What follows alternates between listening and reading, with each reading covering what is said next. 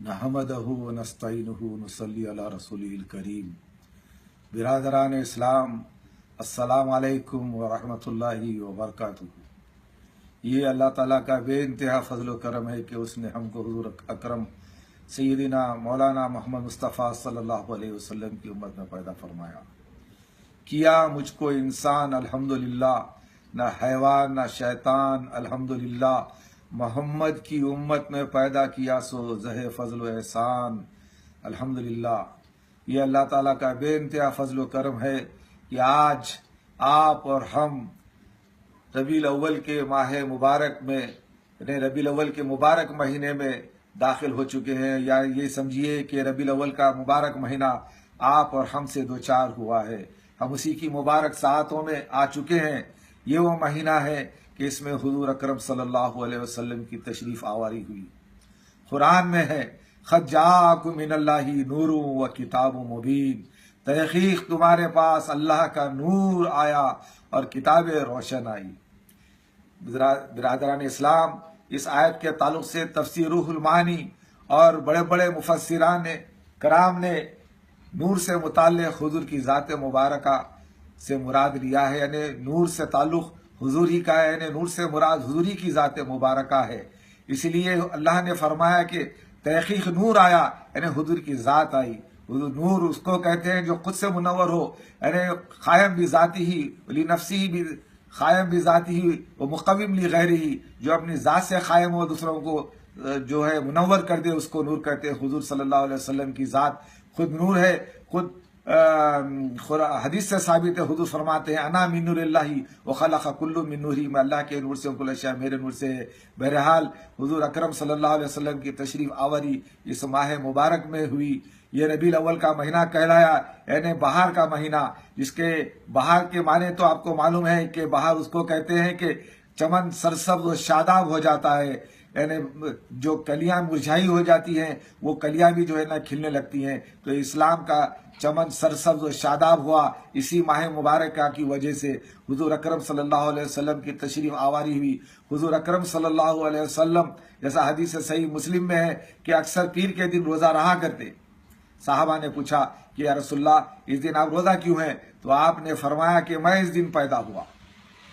اور آپ نے حضرت بلال رضی اللہ تعالیٰ عنہ سے فرمایا کہ بلال تم اس دن روزہ رہا کرو کیونکہ اس دن میں پیدا ہوا۔ تو ثابت ہوا کہ حضور صلی اللہ علیہ وسلم نے خود میلاد منائی ہے، اور ہمارے لیے لازم ہو جاتا ہے کہ ہم بھی میلاد منائیں۔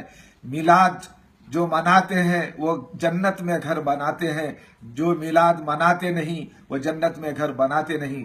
برادران اسلام، قرآن کہتا ہے قل بفضل اللہ و برحمتہ فبذالک فلیفرحوا، یعنی مومنو تم اس نعمت جو ہے قرآن کے نازل ہونے کی وجہ سے تم لوگ خوشیاں مناؤ۔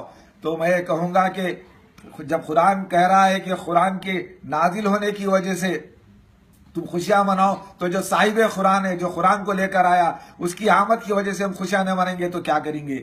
خوشیاں منانا چاہیے فلیفرحوا، جیسا کہ کیونکہ حضور کی آمد مبارکہ بہت بڑی نعمت ہے، اور نعمت کا اظہار تو قرآن سے ثابت ہے، وَأَمَّا بِنِعْمَتِ رَبِّكَ فَحَدِّثْ، کہ جو نعمت تم کو دی گئی ہے اس کا اظہار کرو۔ تحدیث سے نعمت کرنا یعنی نعمت کا اظہار کرنا خود قرآن سے ثابت ہے کہ نعمت کا اظہار، اس سے بڑھ کر کیا ہونا کہ حضور صلی اللہ علیہ وسلم کی آمد مبارکہ کے موقع پر خوشی کا اظہار کرتے ہیں۔ جب کہیں کوئی لڑکا پیدا ہوتا ہے تو خوشی کا اظہار کرتے ہیں، شادی ہوئی تھی تو خوشی کا اظہار کرتے ہیں، ہر خوشی کے کام پہ خوشی کا اظہار کرتے ہیں۔ تو حضور کی آمد کے مبارکہ سے بڑھ کر کوئی خوشی بھی بھلا ہو سکتی ہے؟ سب سے بڑھ کر، اسی لیے اس دن کو حضور کے میلاد کے دن کو جب آپ پیدا ہوئے اس کو عید الاعیاد کہا جاتا ہے۔ چنانچہ ہمارے پاس 9 ربیع الاول کے دن منایا جاتا ہے، حضور کی میلاد منائی جاتی ہے، اسی لیے اس دن کو ہم عید الاعیاد کے نام سے موسوم کرتے ہیں، یعنی عیدوں کی عید، کیونکہ عید اسی کا نام ہے۔ جیسا کہ لوگ کہتے ہیں کہ بھائی عید الفطر اور عید الاضحیٰ سے بڑھ کر کوئی عید ہے، تو حدیث میں ہے کہ حضور صلی اللہ علیہ وسلم نے جمعے کے دن کو بھی عید المومنین کہا ہے۔ صحابہ نے پوچھا یا رسول اللہ عید المومنین آج جمعے کے دن کیا وجہ ہے اس کے پیچھے کیا سبب ہے؟ تو آپ نے فرمایا کہ اس دن آدم علیہ السلام پیدا ہوئے تھے، اسی لیے اللہ نے اس دن کو جو ہے نا عید المومنین قرار دیا۔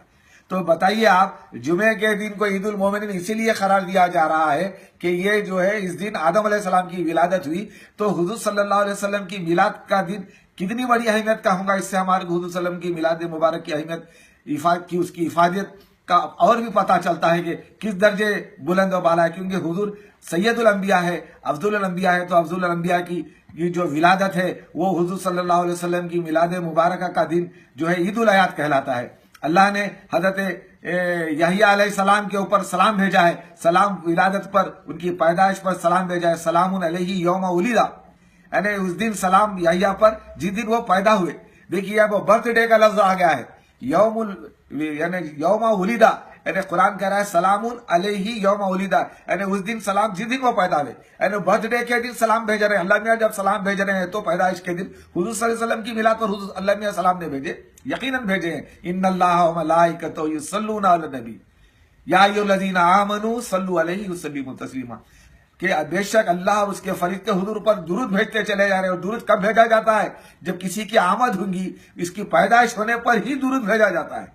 تو پتہ چلا کہ حضور صلی اللہ علیہ وسلم کی آمد مبارکہ کے دن جو ہے نا درود کثرت سے پڑھنا چاہیے، کیونکہ اللہ میں شامل کر رہے ہیں، اہل ایمان سے کہا جا رہا ہے کہ اہل ایمان تم بھی جو ہے نا میرے ساتھ شامل ہو جاؤ درود پڑھنے پر۔ حضور فرماتے ہیں کہ جو ہے کسی صحابی نے پوچھا کہ رسول اللہ آپ کے پردہ فرمانے پر بھی آپ کو درود پہنچیں گا؟ تو حضور نے فرمایا کہ ہاں، اللہ تعالیٰ نے حرام قرار دیا ہے زمین کو کہ وہ انبیاء کے اجسام کو کھائے، لہٰذا جو ہے آپ لوگ درود بھیج سکتے ہیں اور فرشتے جو ہے نا مجھ تک درود پہنچائیں گے۔ ایک موقع پر حضور نے فرمایا کہ میں خود درود کو سنوں گا، درود کو جو ہے نا درود و سلام کو میں خود سنوں گا۔ اس سے پتہ چلا ہے کہ حضور زندہ ہیں۔ جب ہم لا الہ الا اللہ پڑھتے ہیں تو محمد رسول اللہ بھی پڑھتے ہیں، تو ہماری مسلمانیت اور ایمانیت جو برقرار ہے تو لا الہ الا اللہ محمد رسول اللہ سے ہے۔ تو لا الہ الا اللہ بھی زندہ ہے، محمد رسول اللہ بھی زندہ ہے، یہ اہل سنت والجماعت کا عقیدہ ہے۔ اس کو آپ لوگ بھی جانتے ہیں، مانتے ہیں۔ ہمارے لیے لازم ہے کہ جب حضور کی ہم محبت رکھتے ہیں تو جو ہے ہمارے لیے لازم ہے کہ ہم جشن میلاد منائیں، اور جو ہے نا جشن میلاد کے جلسوں میں جائیں، اس میں شریک ہوں۔ ہمارے دادا حضرت فرماتے ہیں کہ جہاں میں اب وہ نور خالق کون و مکان، مبارک مومنوں کو بادشاہ دو جہاں ہے، وہ صلی اللہ تعالیٰ علی خیر خلقہ محمدی وعلیہ وسلم اجمعین۔